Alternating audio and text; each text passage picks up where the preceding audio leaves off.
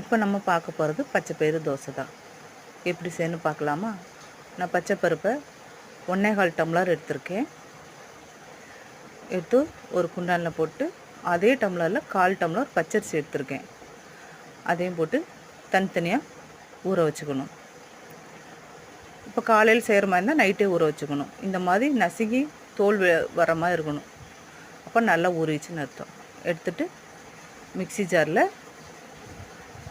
ஊற வச்ச பச்சைப்பயிறு போட்டு இஞ்சி ஒரு துண்டு, 4 பச்சை மிளகா, கொத்தமல்லி தழை, நம்ம ஊற வச்ச பச்சரிசி எல்லாம் கழுவிட்டு போட்டு நல்லா அரைச்சிக்குங்க.